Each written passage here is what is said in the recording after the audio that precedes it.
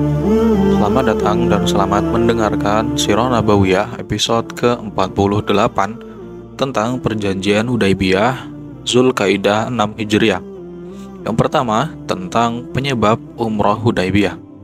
Perkembangan yang terjadi di Jazirah Arab semakin menguntungkan pihak kaum muslimin. Sedikit demi sedikit sudah mulai terlihat sinyal-sinyal kemenangan yang besar dan keberhasilan dakwah Islam. Langkah permulaan sudah dirancang untuk mendapatkan pengakuan terhadap hak kaum muslimin dalam melaksanakan ibadah di Masjidil Haram, yang sebelumnya dihalangi orang-orang musyrik selama 6 tahun. Ketika masih berada di Madinah, Rasulullah bermimpi bahwa beliau bersama para sahabat memasuki Masjidil Haram, mengambil kunci Ka'bah, melaksanakan tawaf dan umrah.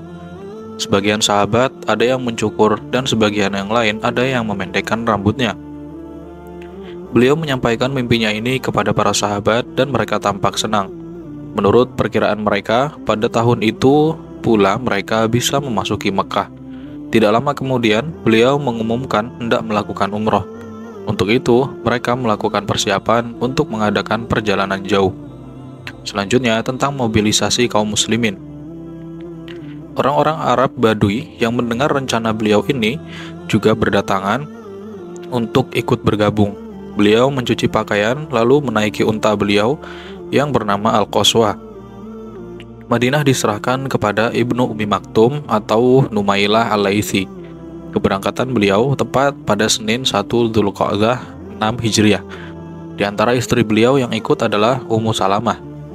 Adapun jumlah para sahabat yang ikut ada 1.400 orang, meski ada yang mengatakan 1.500 orang. Mereka berangkat tanpa membawa senjata apapun kecuali senjata yang biasa dibawa para musafir, yaitu pedang yang dimasukkan ke dalam sarungnya. Selanjutnya tentang orang-orang muslim bergerak ke Mekah. Mereka mulai bergerak ke arah Mekah. Ketika mereka telah tiba di Zulhulaifah, hewan korban dikalungi tali dan diberi tanda. Beliau juga mengenakan pakaian ihram agar orang-orang tidak menyerang. Seorang mata-mata dari Khuza'ah dikirim untuk mencari informasi tentang Quraisy, lalu secepatnya kembali menemui beliau lagi. Ketika mendekati Asfan, mata-mata ini sudah bisa menemui beliau dan menyampaikan informasi yang ia dapatkan. Mata-mata itu mengatakan, saat aku meninggalkan Ka'ab bin Lu'ay, Quraisy sedang menghimpun beberapa kabilah dan mengumpulkan sejumlah orang untuk memerangi dan menghalangimu agar tidak bisa memasuki Masjidil Haram. Rasulullah meminta pendapat para sahabat, seraya bersabda, apakah kalian setuju bila kita condong kepada kaum kerabat yang telah membantu mereka lalu kita membasmi mereka? Kalaupun mereka diam, sebenarnya diamnya itu karena takut dan tak berdaya. Kalaupun mereka bisa selamat, masih ada sekian banyak nyawa yang siap dicabut Allah. Atau apakah kita harus memasuki Mekah dan kita akan memeranginya siapapun yang menghalangi? Abu Bakar berkata, Allah dan Rasulnya lebih mengetahui. Kita datang hanya untuk melaksanakan umrah. Kita datang bukan untuk memerangi seseorang. Namun siapapun yang akan menghalangi kita untuk memasuki Masjidil Haram, kita akan memeranginya. Kalau begitu, lanjutkan perjalanan, sabda beliau. Mereka pun melanjutkan perjalanan. Selanjutnya tentang upaya Quraisy menghalangi kaum muslimin memasuki Masjidil Haram. Setelah mendengar keberangkatan Rasulullah, kaum Quraisy segera bermusyawarah. Mereka memutuskan untuk menghalangi kaum muslimin memasuki Masjidil Haram dengan cara apapun. Setelah Rasulullah dapat menghindari beberapa kabilah, seseorang dari Bani Ka'ab memberikan informasi penting kepada beliau bahwa orang-orang Quraisy memberangkatkan pasukan dan tiba di Zituwa. Di samping itu ada 200 penunggang kuda di bawah komando Khalid bin Al-Walid yang mengambil posisi di Qura Al-Ghamim di jalur utama menuju Mekah. Pasukan Khalid bin Al-Walid ini berupaya menghalangi kaum muslimin. Khalid menugaskan beberapa penunggang kuda untuk mengawasi kedua belah pihak. Khalid bin Al-Walid melihat kaum muslimin sedang mendirikan sholat zuhur. Dia berkata, mereka pasti lengah. Andaikan kita menyerang mereka secara serentak, tentu kita bisa mengalahkan mereka.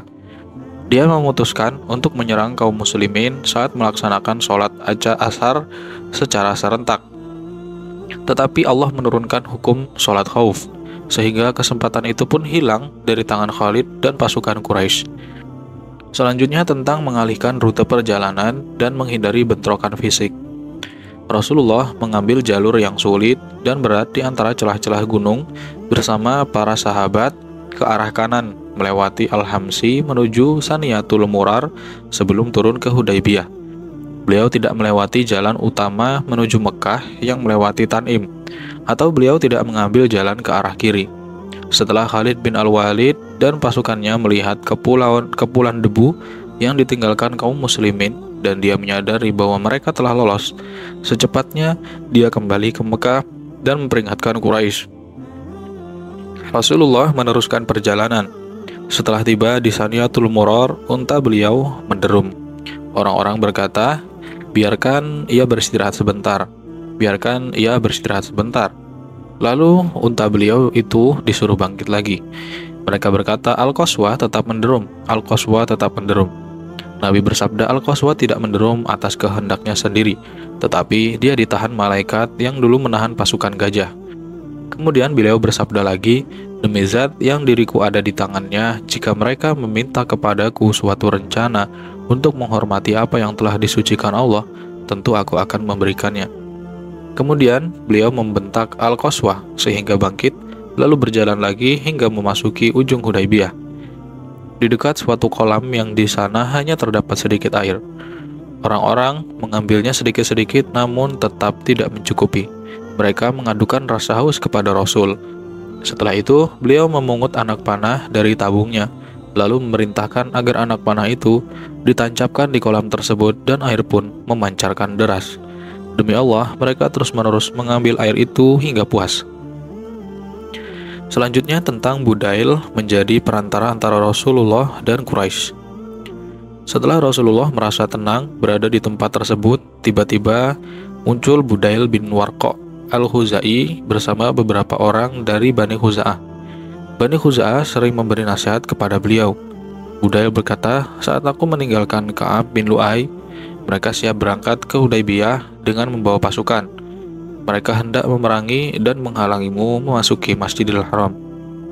Rasulullah bersabda, "Sesungguhnya kami datang bukan untuk memerangi siapapun. Kami datang untuk melakukan umrah." Rupanya orang-orang Quraisy sudah semakin surut dan menjadi buta karena peperangan.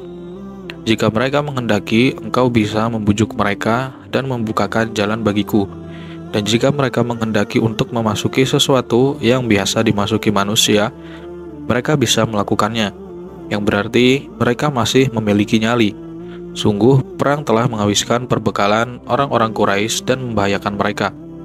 Jika mau, aku bisa mensuplai kebutuhan mereka, asalkan membiarkan dan tidak menggangguku.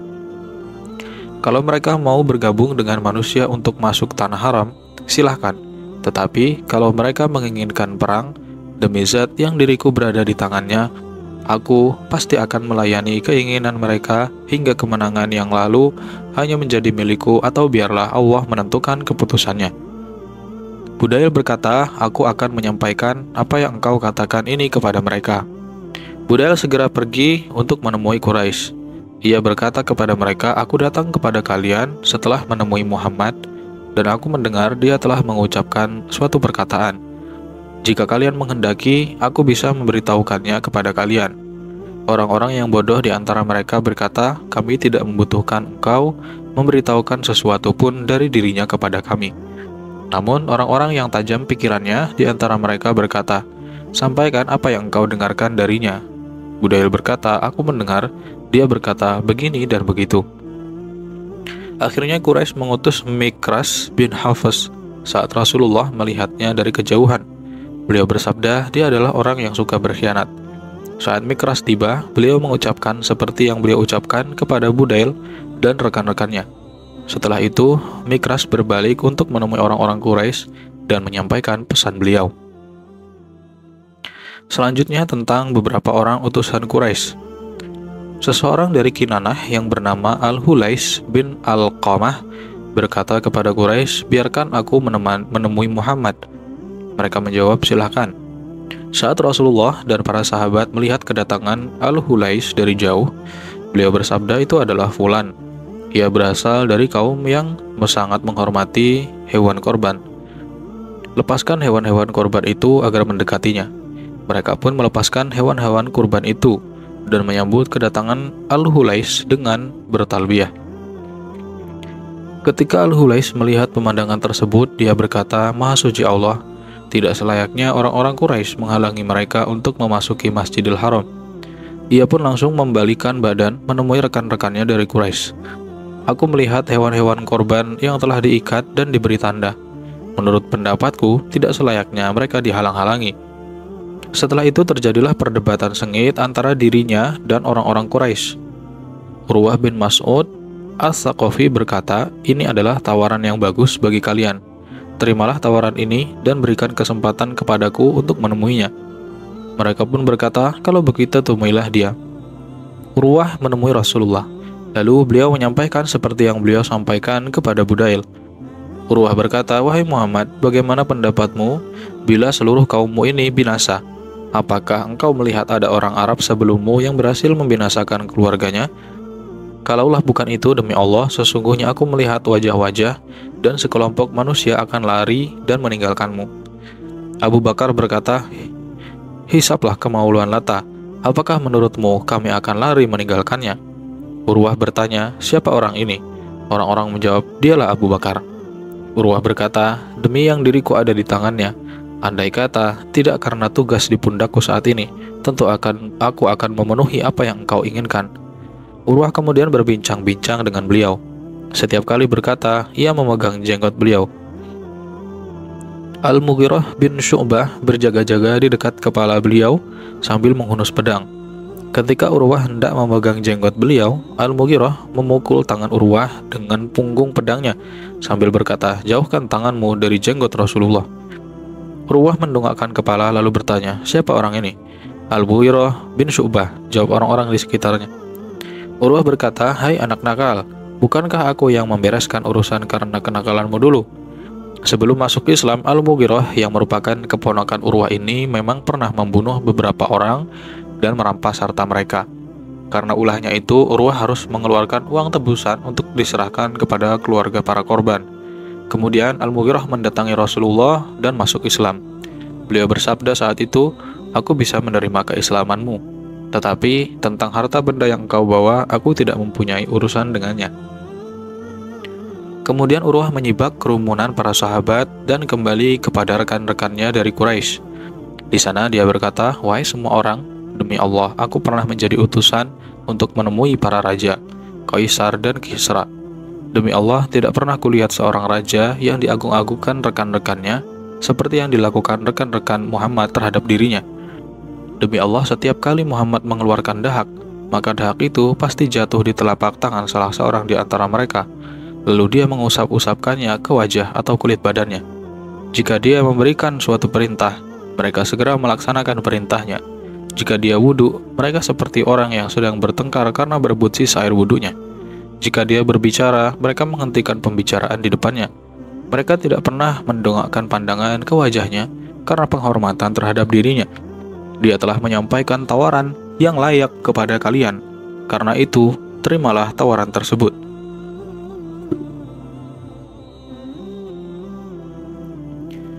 Selanjutnya, tentang Allah menahan tangan Quraisy. Karena para pemuda Quraisy yang semangatnya masih membara menghendaki peperangan, mereka berpikir untuk mencari alternatif lain. Pasalnya, para pemimpin mereka bermaksud mengadakan perundingan gencatan senjata. Untuk itu, mereka mengambil keputusan menyusup ke tengah barisan kaum muslimin pada malam hari dan memancing bara peperangan. Mereka sudah siap-siap untuk melaksanakan rencana ini.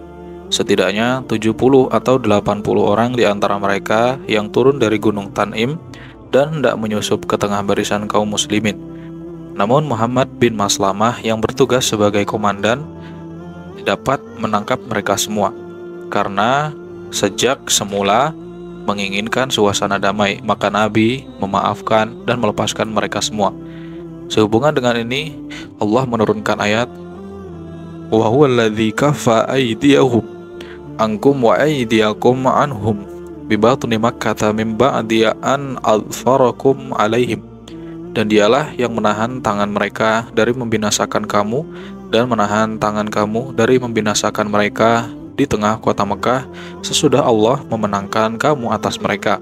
Quran Surat Al-Fat ayat 24. Selanjutnya tentang Utsman bin Affan sebagai duta kepada pihak Quraisy. Pada saat itu Rasulullah hendak mengutus seorang duta agar menegaskan kepada Quraisy tentang sikap dan tujuan beliau dari perjalanan kali ini. Untuk itu, beliau memanggil Umar bin Khattab dan hendak menjadikannya sebagai duta. Namun Umar merasa keberatan dengan mengatakan, "Wahai Rasulullah, tidak ada seorang pun sanak keluargaku dari Bani Ka'ab di Mekah yang marah jika aku disiksa. Lebih baik utuslah Utsman bin Affan, karena sanak keluarganya ada di sana dan dia akan menyampaikan apa yang engkau kehendaki." Akhirnya beliau memanggil Utsman bin Affan dan mengangkatnya sebagai duta untuk menemui Quraisy. Beliau bersabda, "Sampaikan kepada mereka bahwa kita bukan ingin berperang, melainkan datang hendak melaksanakan umrah. Serulah mereka kepada Islam." Beliau juga menyuruhnya untuk menemui beberapa laki-laki dan wanita muslim di sana dan menyampaikan kabar gembira kepada mereka tentang datangnya kemenangan dan juga mengabarkan kepada mereka bahwa Allah pasti akan memenangkan agamanya di Mekah, sehingga setiap orang di sana pasti akan beriman. Utsman berangkat hingga dia melewati sekumpulan orang-orang Quraisy di Baldah. Mereka bertanya, "Hendak kemana engkau?" "Rasulullah mengutusku untuk ini dan itu," jawab Utsman. "Kami mendengar apa yang engkau katakan, maka laksanakan apa keperluanmu," kata mereka. Aban bin Sa'id bin Al-As menyambut kedatangannya, menyiapkan kudanya dan menyuruh Utsman naik ke atas punggung kudanya. Aban memberikan jaminan perlindungan kepada Utsman dan mengawalnya hingga tiba di Mekah. Dia menyampaikan pengiriman duta ini kepada para pemimpin Quraisy. Sebenarnya mereka menawarkan kepada Utsman untuk melaksanakan tawaf di Ka'bah, tetapi Utsman menolak tawaran ini. Dia tidak akan tawaf sebelum Rasulullah tawaf. Selanjutnya tentang isu terbunuhnya Utsman dan Bai'at Ridwan.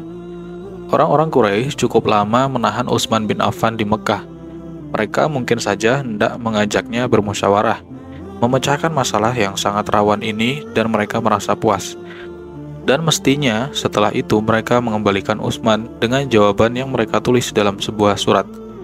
Karena Utsman cukup lama tertahan di pihak Quraisy, tersiarlah kabar angin di kalangan kaum muslimin bahwa Utsman telah dibunuh. Saat kabar angin ini didengar Rasulullah, beliau bersabda, "Kita tidak akan beranjak sebelum membereskan urusan dengan mereka." Setelah itu, beliau memanggil para sahabat untuk melakukan baiat. Maka mereka berkerumun di sekelilingnya dan mengucapkan baiat untuk tidak melarikan diri. Bahkan di antara mereka ada yang mengucapkan baiat untuk bersedia mati. Orang pertama yang mengucapkan baiat adalah Abu Sinan Al-Asadi. Sementara itu, Salamah bin Al-Aqwa mengucapkan baiat di hadapan beliau untuk bersedia mati hingga 3 kali. Sekali dia ucapkan di depan kerumunan orang, sekali di tengah kerumunan orang, dan sekali di belakang kerumunan orang. Dalam baiat ini, beliau memegang tangannya sendiri lalu bersabda, "Ini baiat untuk Utsman." Hanya seorang saja yang tidak ikut dalam proses baiat ini. Dia dari golongan orang-orang munafik, namanya Jad bin Qais. Baiat ini dilaksanakan Rasulullah di bawah sebuah pohon. Umar memegang tangan beliau, sedangkan Maqol bin Yasar memegangi dahan pohon agar tidak mengenai beliau. Inilah baiat Ridwan yang karenanya Allah menurunkan ayat, "Laqad radiyallahu 'anil mu'minina id yubayyi'unaka tahta asy-syajar." Sesungguhnya Allah telah ridho terhadap orang-orang mukmin ketika mereka berjanji setia kepadamu di bawah pohon. Quran Surat Al-Fat ayat 18. Selanjutnya tentang pengukuhan perjanjian dan butir-butirnya. Quraisy menyadari posisinya yang cukup rawan. Karena itu, mereka segera mengutus Suhail bin Amr untuk mengadakan perundingan. Mereka menegaskan kepadanya agar di antara isi perjanjian itu menyebutkan bahwa Muhammad harus pulang ke Madinah pada tahun ini, agar bangsa Arab tidak membicarakan orang-orang Quraisy bahwa beliau berhasil masuk ke sana lewat jalan kekerasan. Suhail bin Amr menemui beliau. Saat melihat kehadirannya, beliau bersabda, "Dia telah memudahkan urusan kalian. Setiap kali orang-orang Quraisy menghendaki perjanjian, mereka pasti mengutus orang ini." Sahal pun tiba lalu berunding panjang lebar. Akhirnya kedua belah pihak menyepakati beberapa butir perjanjian, yaitu yang pertama, Rasulullah harus pulang pada tahun ini dan tidak boleh memasuki Mekah kecuali tahun depan bersama kaum muslimin. Mereka diberi jangka waktu selama 3 hari berada di Mekah dan hanya boleh membawa senjata yang biasa dibawa musafir, yaitu pedang yang disarungkan. Sementara pihak Quraisy tidak boleh menghalangi dengan cara apapun. Yang kedua, gencatan senjata di antara kedua belah pihak selama 10 tahun, sehingga semua orang merasa aman dan tiap-tiap pihak tidak boleh memerangi pihak lain. Yang ketiga, barang siapa yang ingin bergabung dengan pihak Muhammad dan perjanjiannya, dia boleh melakukannya. Dan siapa yang ingin bergabung dengan pihak Quraisy dan perjanjiannya, dia boleh melakukannya. Kabilah manapun yang bergabung dengan salah satu pihak, maka kabilah itu menjadi bagian dari pihak tersebut. Dengan demikian, penyerangan yang ditujukan kepada kabilah tertentu dianggap sebagai penyerangan terhadap pihak yang bersangkutan dengannya. Dan yang keempat, siapapun orang Quraisy yang melarikan diri ke pihak Muhammad tanpa izin walinya, dia harus dikembalikan kepada pihak Quraisy. Dan siapapun dari pihak Muhammad yang melarikan diri ke pihak Quraisy, dia tidak boleh dikembalikan kepada pihak Muhammad. Kemudian beliau memanggil Ali bin Abi Thalib agar menulis isi perjanjian ini. Beliau mendiktikan kepada Ali, Bismillahirrahmanirrahim. Suhail menyela tentang Ar-Rahman, demi Allah aku tidak tahu siapa dia. Karena itu tulislah Bismika Allahumma. Nabi pun memerintahkan Ali bin Abi Thalib untuk menulis seperti itu. Kemudian beliau mendiktikan lagi, ini adalah perjanjian yang ditetapkan Muhammad, utusan Allah. Suhail menyela, kalau kami mengakui bahwa engkau adalah utusan Allah, tentunya kami tidak akan menghalangimu untuk memasuki Masjidil Haram, tidak pula memerangimu, tetapi tulislah Muhammad bin Abdullah. Beliau bersabda, bagaimanapun juga aku adalah utusan Allah sekalipun kalian mendustakanku. Lalu beliau memerintahkan Ali bin Abi Thalib agar menulis seperti usulan Suhail dan menghapus kata utusan Allah yang terlanjur ditulis. Namun Ali menolak untuk menghapusnya. Akhirnya beliau menghapus tulisan itu dengan tangan beliau sendiri. Begitulah akhirnya butir-butir perjanjian itu selesai ditulis. Setelah perjanjian sudah dikukuhkan, Bani Khuza'ah bergabung ke pihak Rasulullah. Sebelumnya mereka adalah sekutu Bani Hashim sejak zaman Abdul Muthalib, seperti yang sudah kami uraikan di bagian sebelumnya. Bergabungnya mereka ke pihak beliau ini merupakan kelanjutan dari persekutuan yang telah lalu. Sementara Bani Bakar bergabung ke pihak Quraisy. Selanjutnya tentang kasus Abu Jandal. Pada saat penulisan isi perjanjian ini dan telah berlaku, tiba-tiba muncul Abu Jandal bin Suhail yang berjalan tertatih-tatih karena kedua kakinya terbelenggu. Dia meloloskan diri dari Mekah hingga tiba di tempat kaum muslimin. Suhail berkata, ini adalah orang pertama yang kutuntut agar engkau mengembalikannya. Beliau menjawab, kami tidak akan melanggar isi perjanjian ini sampai kapanpun. Demi Allah, kalau begitu aku tidak akan menuntutmu karena sesuatu pun, jawab Suhail puas. Kalau begitu, berilah dia jaminan perlindungan karena aku, pinta beliau. Aku tidak akan memberinya jaminan perlindungan karena dirimu. Lakukanlah, pinta beliau lagi. Aku tidak akan melakukannya, jawab Suhail. Suhail memukul Abu Jandal, anaknya sendiri yang telah masuk Islam, dan mencengkeram-kerah bajunya lalu menyeretnya untuk dikembalikan kepada kaum Quraisy. Abu Jandal berteriak dengan suara keras, wahai semua orang muslim, apakah aku akan dikembalikan kepada orang-orang musyrik yang akan mengujiku karena agamaku ini? Rasulullah bersabda, wahai Abu Jandal, bersabarlah dan tabahlah, karena Allah akan memberikan jalan keluar kepadamu dan orang-orang lemah yang kini bersamamu. Kami sudah mengukuhkan perjanjian antara kami dan mereka. Kami telah membuat persetujuan dengan mereka atas demikian ini, dan mereka pun sudah memberikan sumpah atas nama Allah kepada kami, maka kami tidak akan melanggarnya. Tiba-tiba Umar bin Khattab melompat ke samping Abu Jandal seraya berkata, bersabarlah, wahai Abu Jandal, mereka hanyalah orang-orang musyrik, darah mereka taubahnya darah anjing. Kemudian dia menyodorkan gagang pedang kepada Abu Jandal sambil berkomentar, aku berharap dia mengambil pedang itu dan membabatkannya ke tubuh ayahnya. Umar terus mendorongnya untuk melawan ayahnya. Kemudian selanjutnya tentang menyembelih hewan korban dan mencukur rambut sebagai tanda umrah. Setelah Rasulullah menyelesaikan penulisan isi perjanjian, Beliau bersabda, "Bangkitlah dan sembelihlah hewan kurban. Demi Allah, tak seorang pun di antara kaum muslimin yang bangkit untuk melaksanakan perintah ini, sekalipun beliau sudah mengatakan 3 kali. Karena tidak ada seorang sahabat pun yang bangkit, beliau menemui Ummu Salamah. Beliau mengadukan kepadanya apa yang dilakukan para sahabat. Ummu Salamah berkata, "Wahai Rasulullah, apakah engkau ingin perintah itu dilaksanakan? Keluarlah dan engkau tak perlu mengucapkan sepatah kata pun kepada seorang sebelum engkau menyembelih unta korban dan meminta seorang pencukur untuk mencukur rambutmu." Atas saran Ummu Salamah inilah beliau keluar lagi tanpa berbicara kepada seorang pun. Beliau langsung melaksanakan saran tersebut. Beliau menyembelih hewan kurban dan memanggil tukang cukur agar mencukur rambut beliau. Saat para sahabat melihat apa yang dilakukan Rasulullah, mereka pun bangkit, lalu menyembelih hewan kurban, dan sebagian mencukur rambut sebagian yang lain, sehingga hampir saja mereka saling bertengkar karena rambut.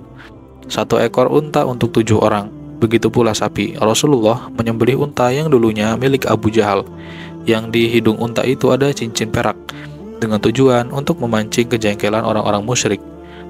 Beliau memohonkan ampunan sebanyak 3 kali untuk para sahabat yang menggundul rambutnya.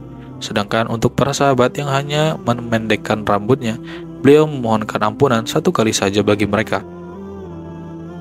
Selanjutnya tentang Rasulullah yang menolak mengembalikan para wanita mukminah yang hijrah. Saat itu, beberapa wanita mukminah datang menemui beliau. Para wali wanita-wanita tersebut meminta untuk mengembalikan mereka kepada Quraisy sesuai dengan isi perjanjian yang sudah dikukuhkan di Hudaybiyah. Namun beliau menolak permintaan ini karena kalimat yang tertulis dalam perjanjian sama sekali tidak menunjukkan bahwa wanita juga termasuk dalam perjanjian itu. Berkaitan dengan persoalan ini, Allah menurunkan ayat-ayatnya. "Hai orang-orang yang beriman, apabila datang berhijrah kepadamu perempuan yang beriman, maka hendaklah kamu uji keimanan mereka. Allah lebih mengetahui tentang keimanan mereka. Maka jika kamu telah mengetahui bahwa mereka benar-benar beriman, maka janganlah kamu kembalikan mereka kepada suami-suami mereka orang kafir. Mereka tiada halal bagi orang-orang kafir itu, dan orang-orang kafir itu tiada halal pula bagi mereka. Dan berikanlah kepada suami-suami mereka mahar yang telah mereka bayar. Dan tiada dosa atasmu mengawini mereka apabila kamu bayar kepada mereka maharnya. Dan janganlah kamu tetap berpegang pada tali perkawinan dengan perempuan-perempuan kafir." Quran Surat Al-Mumtahanah ayat 10. Nabi menguji para wanita itu berdasarkan perintah dari Allah.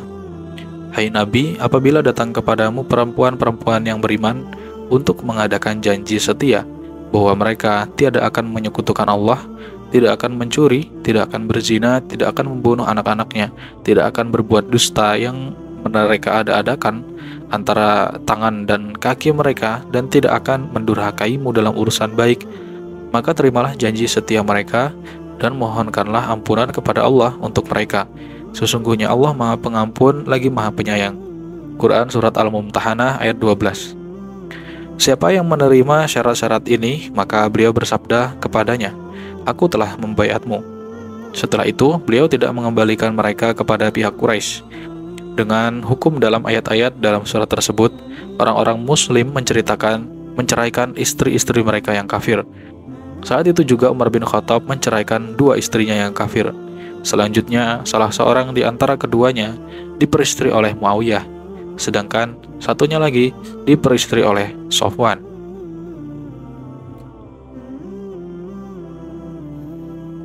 Selanjutnya tentang apa yang bisa dipetik dari butir-butir perjanjian Hudaybiyah. Itulah gencatan senjata yang dikukuhkan di Hudaybiyah. Bila dicermati butir-butir yang tertuang dalam perjanjian tersebut, memang harus diakui ada sisi kelemahannya. Namun tidak dapat diragukan bahwa langkah itu merupakan kemenangan yang amat besar bagi kaum muslimin. Sebab sudah sekian lama pihak Quraisy tidak mau mengakui sedikitpun keberadaan kaum muslimin, dan bahkan mereka hendak memberantas hingga ke akar-akarnya. Mereka menunggu-nunggu babak akhir dari perjalanan kaum muslimin. Dengan mengerahkan seluruh kekuatan, mereka mencoba memasang penghalang antara dakwah Islam dan manusia, sambil membual bahwa merekalah yang layak memegang kepemimpinan agama dan roda kehidupan di seluruh jazirah Arab. Meskipun hanya pengukuhan perjanjian, ini sudah bisa dianggap sebagai pengakuan terhadap kekuatan kaum muslimin. Di samping orang-orang Quraisy merasa tidak sanggup lagi menghadapi mereka. Butir ketiga dari perjanjian tersebut menunjukkan bahwa pihak Quraisy lupa terhadap kedudukannya sebagai pemegang roda kehidupan dunia dan kepemimpinan agama. Mereka tidak lagi mempedulikan hal ini. Yang mereka pikirkan kini adalah keselamatan diri mereka sendiri. Kalaupun semua manusia dan orang-orang selain Arab mau masuk Islam, mereka tidak lagi memedulikannya dan tidak akan ikut campur dalam bentuk apapun. Bukankah sebenarnya hal ini merupakan kegagalan yang telak bagi pihak Quraisy dan sebaliknya merupakan kemenangan yang nyata bagi pihak kaum muslimin? Peperangan secara terus-menerus yang melibatkan kaum muslimin dan musuh-musuhnya sama sekali tidak dimaksudkan kaum muslimin untuk mendapatkan harta benda, merenggut nyawa, membinasakan manusia maupun memaksa manusia agar memeluk Islam. Satu-satunya tujuan yang hendak mereka gapai dari berbagai peperangan itu ialah ingin menciptakan kebebasan yang utuh bagi manusia dalam masalah akidah dan agama. Allah berfirman, "Faman syaa'a falyu'min wa man syaa'a falyakfur." Maka barang siapa yang ingin beriman, hendaklah ia beriman, dan barang siapa yang ingin kafir, biarlah ia kafir. Quran Surat Al-Kahf ayat 29. Tidak ada satu kekuatan pun yang bisa menghalangi maksud mereka. Bagian-bagian dari tujuan ini atau sinyal-sinyalnya telah berada di tangan. Tujuan ini mungkin saja tidak akan tercapai sekalipun dengan kemenangan yang besar dalam peperangan. Dengan adanya kebebasan ini, kaum muslimin bisa menorehkan keberhasilan yang besar di bidang dakwah. Jumlah mereka yang tidak lebih dari 3.000 orang sebelum gencatan senjata semakin bertambah banyak setelah adanya gencatan senjata ini. Selama 2 tahun setelah itu, pasukan Islam telah bertambah menjadi 10.000 prajurit, yaitu saat penaklukan Mekah. Butir kedua perjanjian itu juga merupakan kemenangan kedua yang besar bagi kaum muslimin. Mereka bukan pihak yang mengawali peperangan, melainkan pihak Quraisy yang mengawalinya. Allah berfirman, "Wahum bada'ukum awwala marrah," dan merekalah yang pertama mulai memerangi kamu. Semua aktivitas militer yang dilakukan kaum muslimin dimaksudkan hanya untuk mengantisipasi arogansi orang-orang Quraisy dan ulah mereka yang selalu menghalangi manusia dari jalan Allah atau membalas perlakuan buruk mereka. Tiap-tiap pihak mengambil tindakan dengan alasannya sendiri. Jadi, perjanjian gencatan senjata selama 10 tahun yang akan membatasi arogansi dan penolakan ini merupakan bukti kegagalan, kelemahan, dan kehancuran kaum Quraisy sejak awal perang. Butir pertama perjanjian itu merupakan batas akhir bagi Quraisy yang selalu menghalangi seseorang untuk memasuki Masjidil Haram. Ini juga merupakan kegagalan bagi Quraisy. Butir ini hanya akan memberikan kesempatan bagi Quraisy untuk menghalangi manusia yang akan memasuki Masjidil Haram selama 1 tahun saja. Pihak Quraisy memberikan 3 celah ini kepada kaum muslimin. Mereka hanya memiliki 1 celah saja, yaitu butir keempat. Tetapi celah ini pun sebenarnya tak banyak artinya. Di sini tidak ada sesuatu yang membahayakan kaum muslimin. Sebagaimana diketahui, selama seseorang disebut orang muslim, dia tentu tidak akan lari dari Allah dan Rasul-Nya, tidak meninggalkan wilayah Islam kecuali memang dia murtad secara lahir dan batin. Jika dia murtad, Islam dan kaum muslimin sama sekali tidak membutuhkan dirinya. Bahkan tindakannya yang memisahkan diri dari masyarakat Islam jauh lebih baik daripada dia berada di tengah mereka. Ini yang diisyaratkan Rasulullah dalam sabda beliau, "Sesungguhnya siapapun di antara kita yang pergi bergabung dengan mereka, dia akan dijauhi Allah." Adapun penduduk Mekah yang masuk Islam, kalaupun dia tidak bisa datang ke Madinah, bumi Allah itu amat luas. Bukankah Habasyah terbuka lebar bagi kaum muslimin pada saat penduduk Madinah belum mengenal Islam sedikit pun?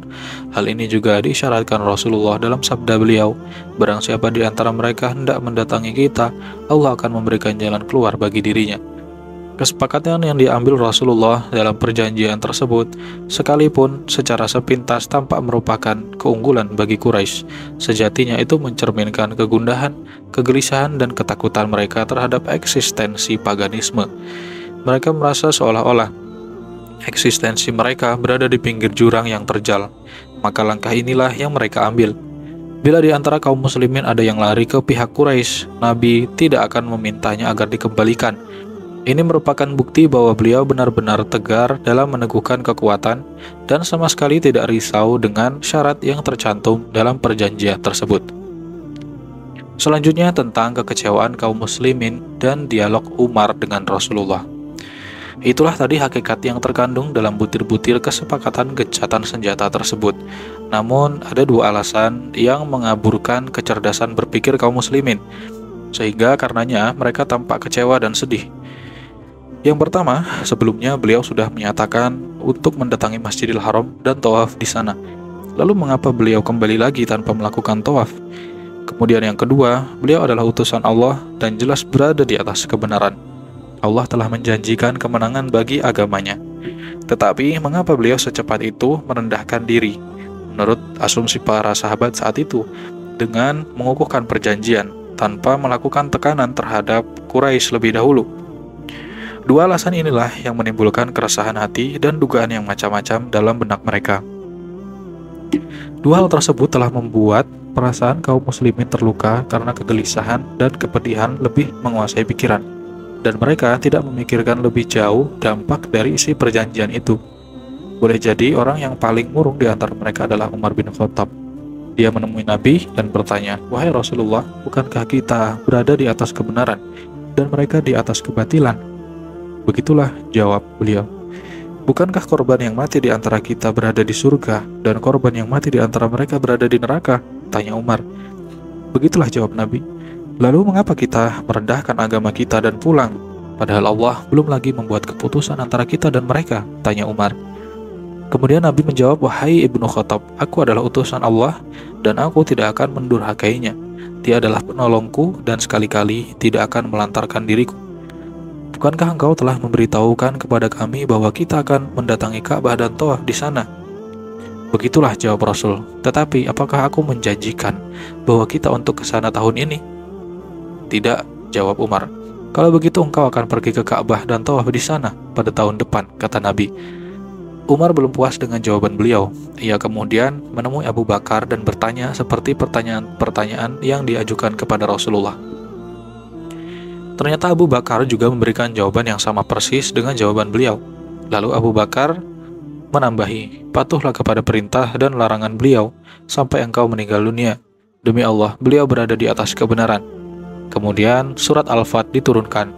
Rasulullah memanggil Umar, lalu beliau membacakan ayat-ayat tersebut kepadanya. Umar bertanya, "Wahai Rasulullah, apakah itu benar-benar sebuah kemenangan?" Beliau menjawab, "Benar." Setelah itu hati Umar pun tenang dan kembali. Kemudian dia baru menyadari tindakannya itu sehingga dia amat menyesal karenanya. Umar berkata, "Setelah itu aku terus-menerus melakukan berbagai amal, bersedekah, berpuasa, sholat, dan berusaha membebaskan dari apa yang telah kulakukan saat itu. Aku selalu dibayangi oleh apa yang telah kulakukan saat itu. Aku selalu berharap semoga semua itu merupakan kebaikan." Selanjutnya, tentang solusi atas krisis orang-orang muslim yang lemah.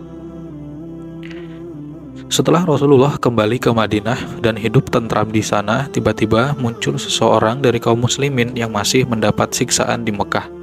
Dia adalah Abu Basir, seorang laki-laki dari Thaqif, sekutu Quraisy. Orang-orang Quraisy mengutus dua orang untuk mencarinya di Madinah dan mengingatkan Nabi tentang isi perjanjian. Sesuai dengan perjanjian itu, beliau pun menyerahkan Abu Basir kepada dua utusan tersebut.